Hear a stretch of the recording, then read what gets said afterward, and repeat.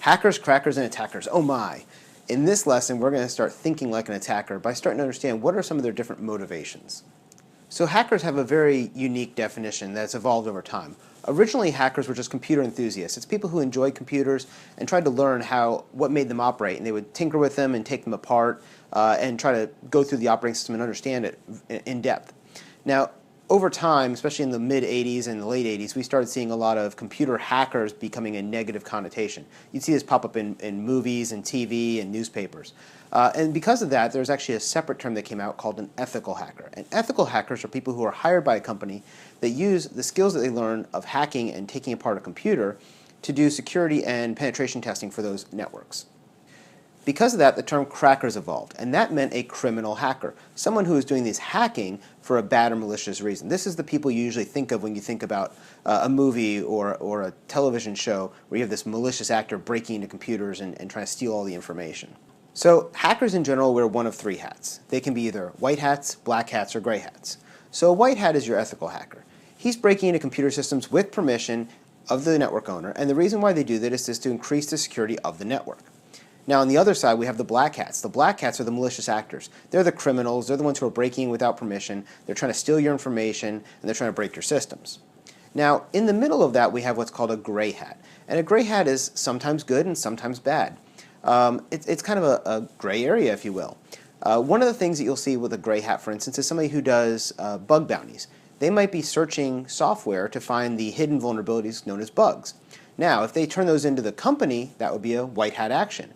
If they used it for malicious intent to steal information, that would be a black hat. Well, what would you say if they found that information and immediately posted it to the internet for everybody to know? Well, we would consider that a gray action because they didn't give the company time to fix the problem, and so now good guys and bad guys have access to the information at the same time. That becomes a gray action. It's not good, it's not bad, it's kind of somewhere in the middle. Sometimes they play nice, sometimes they don't. And this is a really difficult group of people to work with because sometimes they're really helpful and sometimes they're really not. So some other types of attackers that we want to mention here is we're going to start with phreakers. Now phreakers are really focused on telephones and PBX systems, and the most famous of them was a gentleman known as Captain Crunch. Now the reason why he was known as Captain Crunch is because back in the 70s when you used to pay for long distance at a payphone, you'd put in a series of coins and you'd hear a beep, and there would be a whistling sound essentially that would tell the telephone company that you've paid enough money to make that long distance call. Well, this gentleman found a whistle in the Captain Crunch cereal box that made the right frequency, which is 2600 hertz, and if he blew it, it would give you free long distance. So again, it's just learning that system and being able to figure out what those security bugs are. In this case, they're doing it for malicious reasons. They want to get free long distance. But that's what a phreaker is. They're all about telephones and PBX systems. So two other types that we have here are software crackers and hackers and system crackers and hackers. So a software cracker and hacker is looking at how to disable registration keys and essentially get software for free. This was really popular with the old Microsoft Windows. People would pirate and steal the Microsoft Windows operating system, but it required that long 25-character password to be able to use the software. And so they would find ways to break that registration system so they can get free access to the software.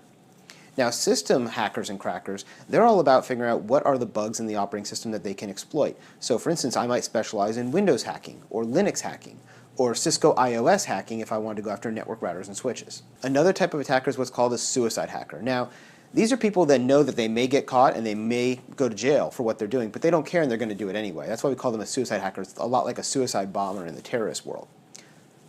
The one at the bottom of the screen here is really important to understand, especially from a cybersecurity perspective, and that's your disgruntled employees and your insider threat.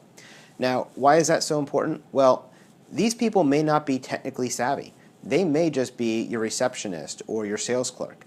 But if they have a beef with you, they can use their privilege, their authorized user access that they already have, their usernames and passwords, to get on your system and take information with them. Probably the most famous example of this is Edward Snowden with the NSA. But there's tons of examples throughout history of insider threats where they steal your information and they either sell it for gain or put it out in the public domain. Another type of attacker that we have is what we call script kiddies.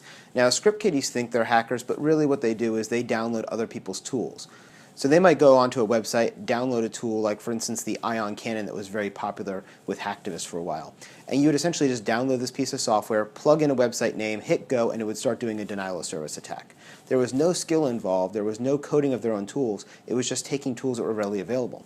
Now, a lot of the ethical hacker tools that are out there are freely available and open source. And so a lot of script kiddies will take those tools and use those as a way to hack into networks. But again, there's no level of skill in this. It's just very, very primitive.